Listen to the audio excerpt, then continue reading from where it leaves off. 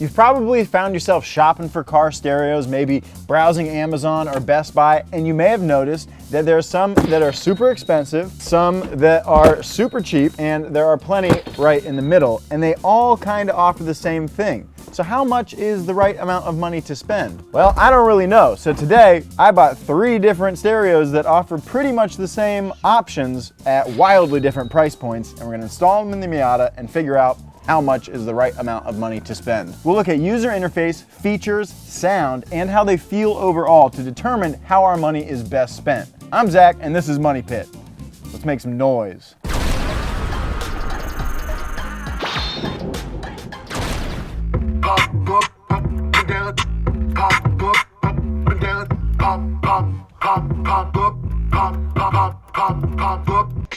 Okay, so when I bought the Miata, it came with this very terrible head unit. It doesn't work, the screen doesn't turn on, and it turns off completely after about 15 minutes. So hopefully today we're gonna find a new, good replacement for it. So we're gonna be looking at 3 head units today, starting with this cheap one. But while we look at them, we're gonna be kind of grading them on a few things. How they feel in general, like kind of build quality, the features that each of them have, the usability, how the user interface is, sound, and how each of these sounds compared to one another. And then we'll just kind of do an overall summary and an overall kind of confusion level with each. So without further ado, let's open up the first one. I got it on eBay and it was $50. Expectations are kind of low. Oh, we got a whole list of features. Look at this. 7-inch touchscreen, 1080p video format, MOSFET amplifier, FM radio, mule function. Mule function? What does that mean? This thing weighs like nothing. It feels like it costs 50 bucks. It gets a big fat F in the feel category so far, but let's go install this thing and see if it works, see if we can figure it out, and if it makes any music. All right, so the first thing we're gonna do to get this $50 head unit installed is remove our $23 head unit. And then we've got to figure out how to make this work with our new stuff. So if you just got a head unit, whether it's a $50 one or a $2,000 one or whatever you got, it's gonna come with some sort of pigtail or pigtails like these. And what these do is connect to the back of the head unit. So here you can see in the Miata, what we've got going on here is the wiring harness, the pigtail that came with the head unit is then spliced into this vehicle specific wiring harness, which is actually these 2 pieces that connect straight into my factory Mazda connectors here. We're gonna reuse this Mazda connector portion of this wiring harness because it's still good. All we need to do, cut this old harness off, and then we'll reconnect to our new stuff. And then I'm gonna cut all of these right here, okay? So that I'm just left with the OEM connector style harness on this side because I need to reuse these. All day I need to reuse these. All right, so we got the harness for the cheap head unit.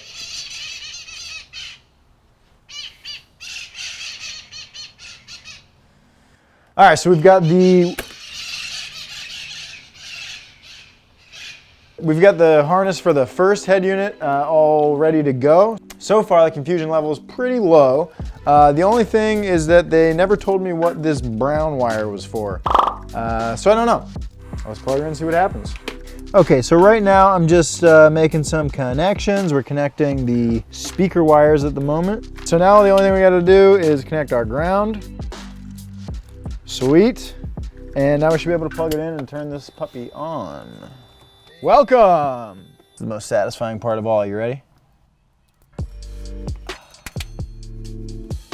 Hey, you know what? At first glance, this screen doesn't look like complete trash. I mean, it's pretty clear. Okay, let's see here. Bluetooth. I want to connect my Bluetooth phone. How do I go back? Home. It is slow to the uptake on the clicks, that's for sure. Damn, this is annoying. Plenty of typos in this thing. Actually, speaking of which, I figured out what the mule setting was. Mute. Confusion level increasing.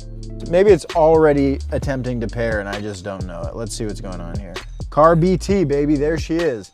You know what? Sometimes the device knows better than you. Clicked it, paired immediately, sweet. Now it's time to see what it sounds like. Christ.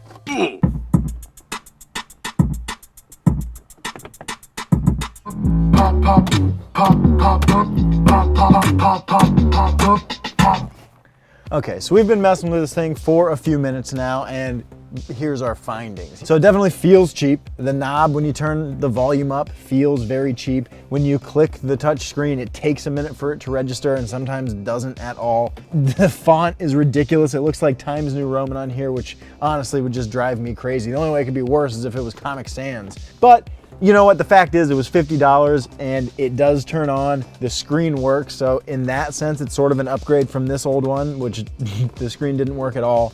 But there was one weird quirk with the music thing, which is that you have to be on the Bluetooth screen for it to be playing music. So we're here, now we'll go to the home screen. You go home and it stops playing your music, but then you go back and it starts again. How annoying is that? The next thing I think we should do as far as testing this is try to give somebody a call, see how the hands-free calling works, because that's kind of important. All right, let's give old Noel a call. Hey, can you hear me now? Yeah, I could definitely tell you're having a yell. Oh, a lot of engine noise. Yeah, a lot of engine noise. Can you still hear me? Not super clearly, actually. Can I get a rating? What it is, I'm gonna give it a 7. Oh, all right. You told me about it. All right, cool. Well, hey, we'll take a 7 for sure. I'm sure whoever made this thing would be happy to receive a 7 from Nolan. So that's cool, that gives us a benchmark. Yeah, I guess that's the last test really for this one. We're gonna go back to the house now and give the second one a rip.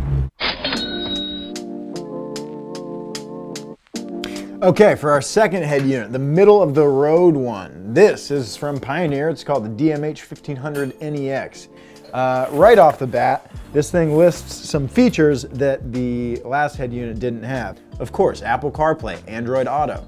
The last head unit didn't have those, this one does. An extra set of pre-outs compared to the other one. We got 3 sets here. This is ready to be controlled by your steering wheel. That's the kind of stuff that I probably wouldn't hook up, but yeah, it's cool in case you want to. Otherwise, you can connect 2 phones to this head unit. All right, let's pull this thing out. Oh my God, instructions. I forgot what those looked like. Right off the bat, as far as features go, it seems to have a pretty long list compared to the last one. And feel, it definitely feels a lot better. It feels like a much nicer piece of equipment. So, that all bodes well. What do you say we install it? See if we get a nice click here. I'm pretty sure we will. Yeah, nice click, sweet. All right, let's see if she turns on. Shut up. So the first screen up, choose our language. Let's go with English. Speaker mode settings. Do not use the unit in standard mode. There goes the stool. All right, well, so right off the rip, the screen looks a little brighter, looks a little crispier, looks a little clearer, a little more high definition, if you will. Okay, oh no, not French, please. I'll never know how to go back. Okay, there's our home screen. Hey, that looks pretty nice. What do we got here? All right, first thing, let's try to connect a phone. Damn, there she is, ready to go. Just starts playing.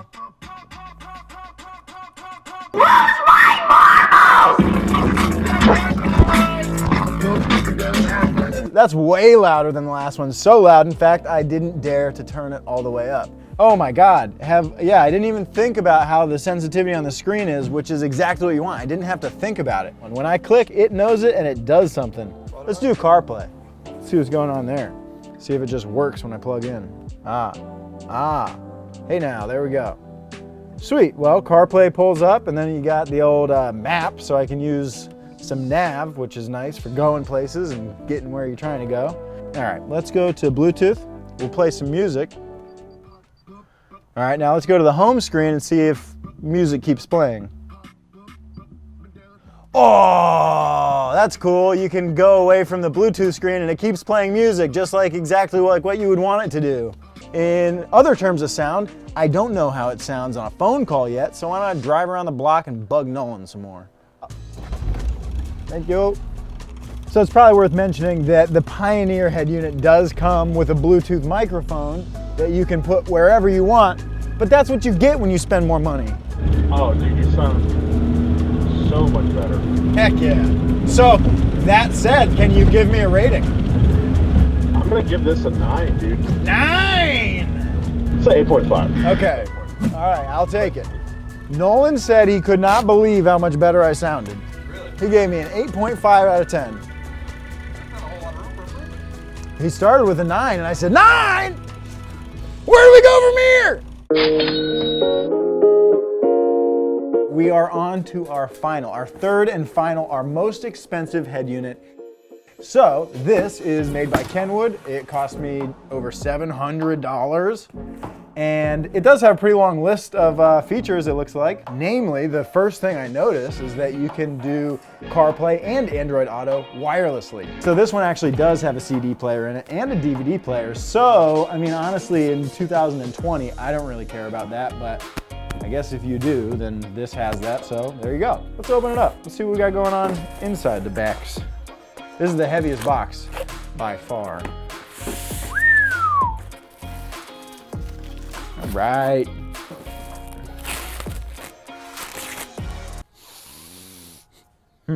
Okay, cool. Well, that's about all we're gonna be able to tell by looking at it. Now let's install it, see how she does.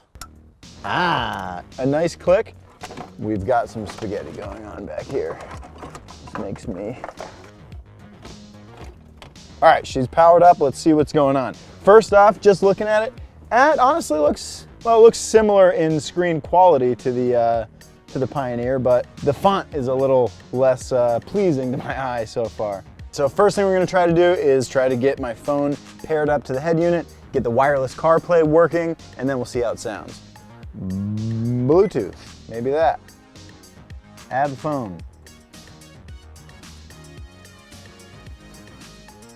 Well, so far this is the most confusing to get my phone hooked up to, which isn't saying much because the other two were so easy, but this one seems to be giving me a little trouble.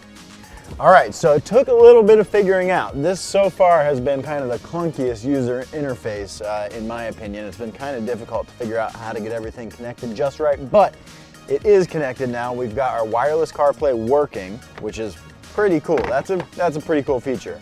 No plugging it in, and CarPlay's up there. So now that we've got that working, let's see how it sounds.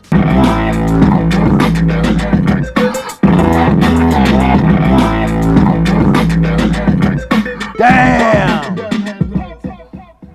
Sounds pretty good. Although, in honesty, that was max volume, and that was not as loud as the Pioneer. Sound quality at a normal volume is equally good to the others. So in terms of feel and the way the touchscreen works and feels, it's pretty good. I mean, it is definitely on par with the Pioneer, which is what you'd expect for a more expensive unit, but it's definitely not better than the Pioneer in any appreciable way. It feels the same. I actually have less luck with my swiping than I did on the Pioneer. Takes a few tries sometimes. Now the last thing that we need to do is give my boy Nolan a call and see if this thing sounds like 700 bucks. So Nolan, how do I sound?